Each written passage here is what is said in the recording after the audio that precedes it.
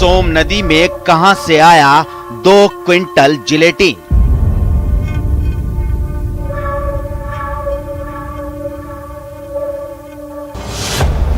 क्या G20 शेरपा आतंकियों के निशाने पर था?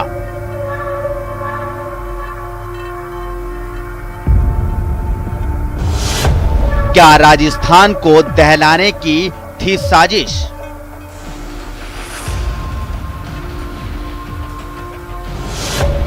उदयपुर में कहां से आया डेटोनेटर?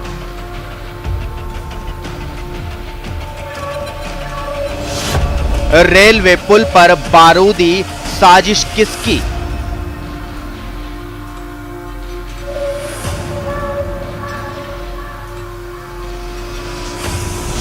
रेलवे ट्रैक उड़ाने का नापाक प्लान किसका?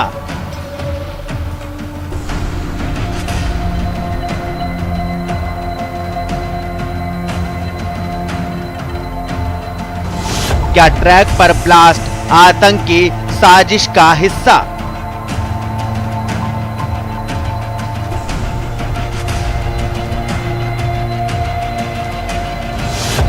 न्यूज 18 राजस्थान पर होगा बहुत बड़ा खुलासा। Railway track blast.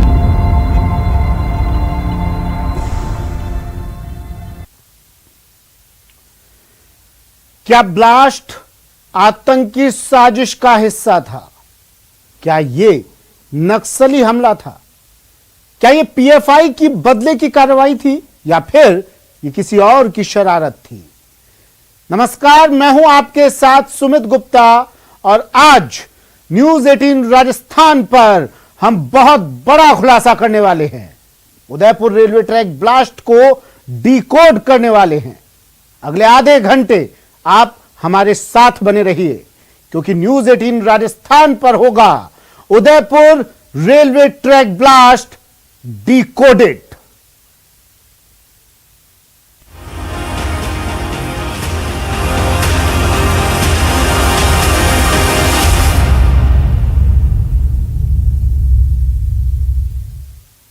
जी हां, सवाल यही है कि उदयपुर रेलवे ट्रैक ब्लास्ट के पीछे आखिर है कौन?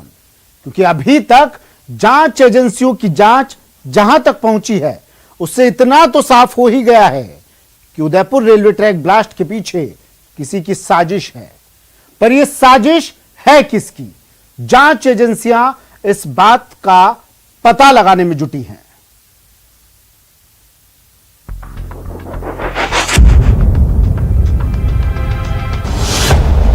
उदयपुर रेलवे ट्रैक ब्लास्ट के पीछे कौन? कट्टरपंथी पीएफआई या कोई और?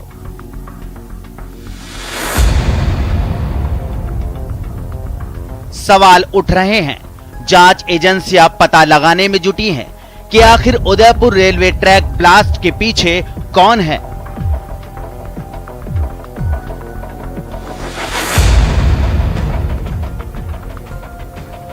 जांच एजेंसियां तेजी से घटना की तह तक जाने में जुटी हैं, तार से तार जोड़ रही हैं, सुराग का पता लगा रही हैं। लेकिन इसी बीच उदयपुर से 70 किलोमीटर दूर आसपुर में जिलेटिन से भरे 7 कट्टे मिलने से इस बात को बल मिल रहा है कि कहीं ना कहीं कुछ तो गड़बड़ है। इतनी भारी मात्रा में जिलेटिन मिलने के बाद हड़कंप मचा है। एक दो नहीं, पूरे 186 किलोग्राम जिलेटिन। हालांकि पुलिस अभी इस मामले को उदयपुर के पास पुल पर हुए ब्लास्ट से जोड़कर देख रही है। तो फिर रेलवे ट्रैक ब्लास्ट के पीछे कौन?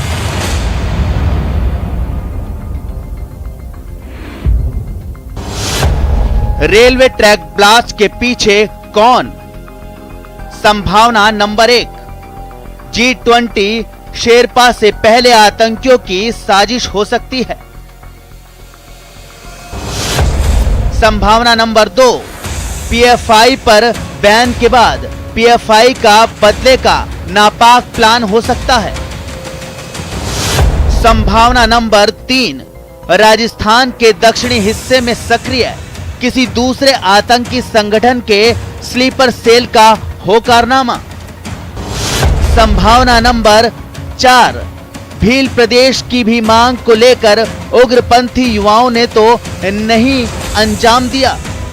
केस वर्कआउट करेंगे, इन्वेस्टिगेशन के क्या क्या आयाम हो सकते हैं उन पर भी स्पॉट पे विचार विमर्श किया है।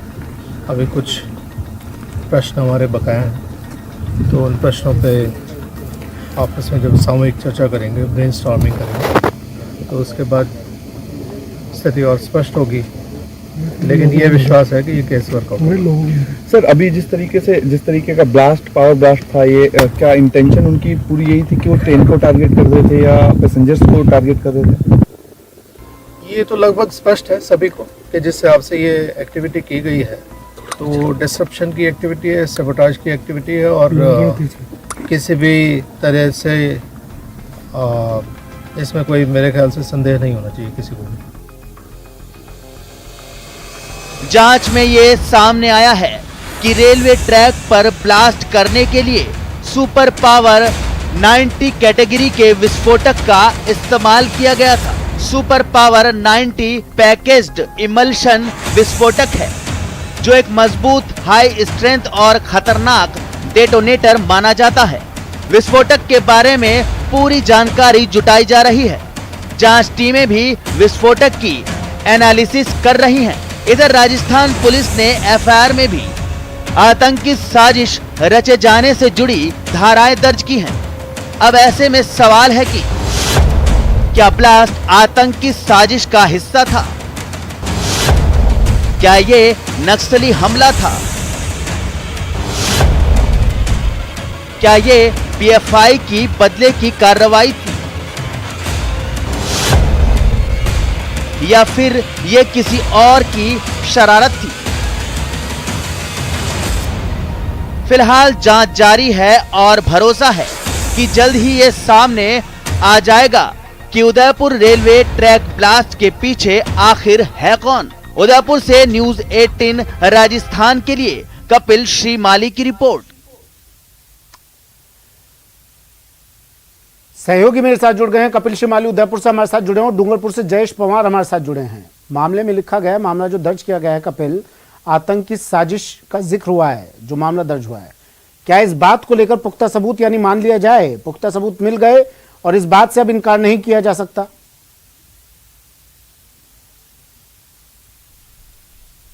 देखिए, जिस तरह की परिस्थितियां बनी है मौके पर, जो सारी एजेंसीज आप देखिए कि एनएसजी, एनआईए, एटीएस, आईबी तक के जो अधिकारी है वो यहाँ पर पहुंचे हैं, तो सभी ने अपने अपने हिसाब से साक्ष्य इकट्ठे किए, मौके की स्थिति को देखकर समझने की कोशिश की है।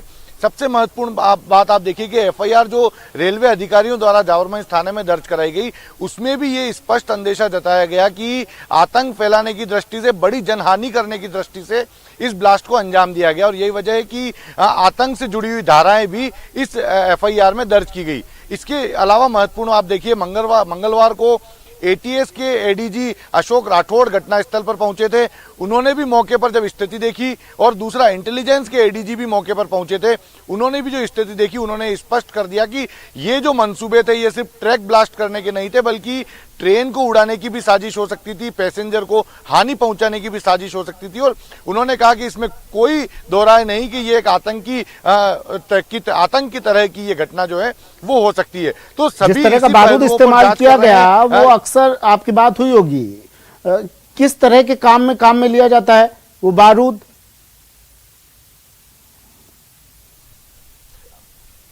बिल्कुल सुमित, देखिए सुपर 90 डेटोनेटर इस्तेमाल करने की बात सामने आई है, और वो बेहद गंभीर प्रवृत्ति का बारूद है। ये माइंस का इलाका है, बड़ी बड़ी यहाँ पर अरावली की पहाड़ियां हैं। माइंस में खुदाई करने के लिए इन पहाड़ियों की चट्टानों को तोड़ने के लिए उस बारूद को काम में लिया जाता है। और आप एक चीज, इसकी गंभीरता इस बात से भी समझ सकते हैं कि जब ट्रैक पर शनिवार रात को तकरीबन 7:45 पर जब ओढ़ा पुलिया पर यह ब्लास्ट हुआ था, 1 किलोमीटर से दूर तक इसकी आवाज सुनाई दी थी, और करीबन 200 मीटर से ज्यादा का जो एरिया था उसके आसपास में जो घर थे वहां पर बर्तन तक हिलने लगे थे। तेज तीव्रता का भूकंप आया हो, इस तरह का एहसास वहां पर हुआ था। तो इसकी तीव्रता बहुत ज्यादा थी और यदि इस दौरान ट्रेन इस पुल के ऊपर से होकर गुजर रही होती तो बड़ी जनहानि हो सकती थी और शायद जिन लोगों ने इस ब्लास्ट से ठीक पहले ट्रेन गुजरी थी कपिल, भी यही रहे होंगे चाहते जिन्होंने ये ब्लास्ट किया वो चाहते तो कुछ देर पहले भी इस ब्लास्ट को अंजाम दे सकते थे। क्या किसी तरह की धमकी, किसी तरह की चेतावनी देना चाहते हैं ये लोग?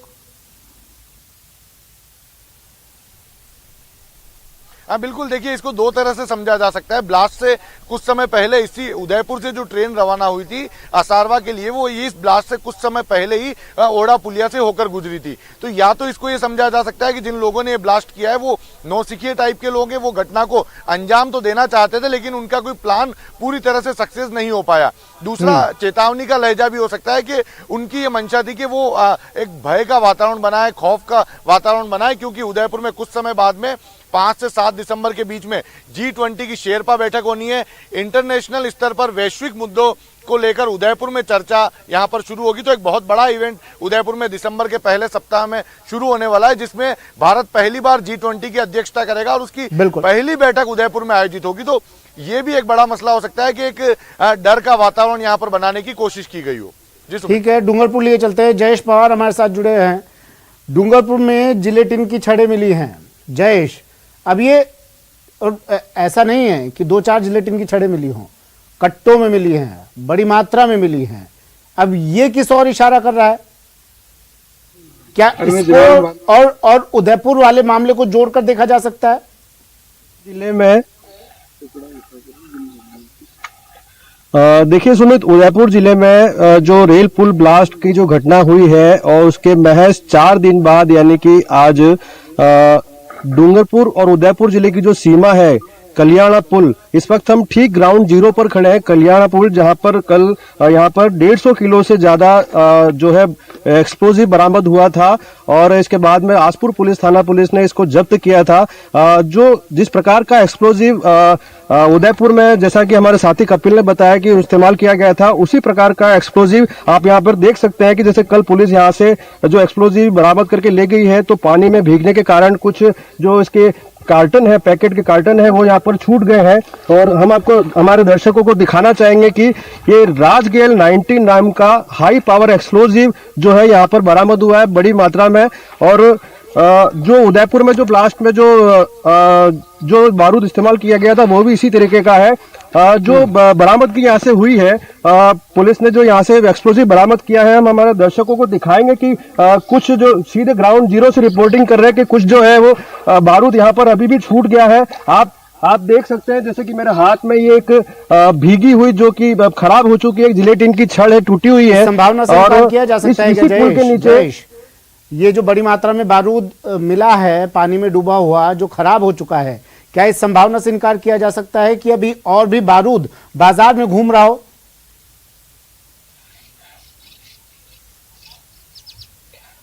जी बिल्कुल, ये जो एक्सप्लोजिव बरामद हुआ है ये माइनिंग के काम आता है खास तौर पर, और डूंगरपुर जिले और इसे जो आसपुर जहां पर ये एरिया, इसके आसपास बड़े पैमाने पर माइनिंग होती है।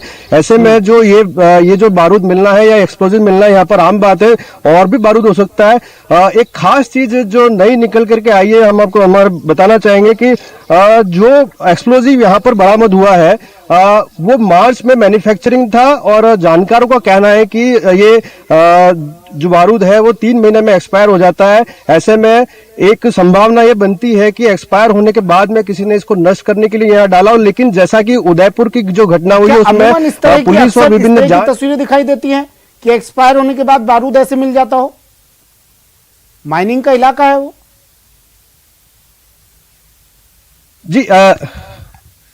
ये ऐसा पहली बार हुआ है। हालांकि ये पहली बार ऐसी घटना है कि बड़ी मात्रा में बारूद जो है वो ऐसी किसी सार्वजनिक स्थान पर मिला है। एक्सपायर किया हुआ बारूद भी इससे पहले कभी डूंगरपुर जिले में बरामद नहीं हुआ है। जहां तक बड़ी जांच एजेंसियों की बात है, जो जानकारी मिली है कि थोड़ी देर में 80। ठीक, शुक्रिया जयेश, शुक्रिया तमाम जानकारी के लिए, तस्वीरें दिखाने के लिए। ग्राउंड जीरो से जयेश पवार जुड़े हुए थे हमारे साथ, कपिल उदयपुर से जुड़े हुए, तो तमाम तस्वीरें हमने आप तक पहुंचाने की कोशिश की। क्या इस ब्लास्ट के पीछे की मंशा हो सकती है और किस उद्देश्य से ब्लास्ट किया गया होगा, इसकी जांच अभी पुलिस कर रही है। निष्कर्ष पर पहुंचना बाकी है। फिलहाल इस खास पेशकश में इतना ही। दीजिए इजाजत, नमस्कार।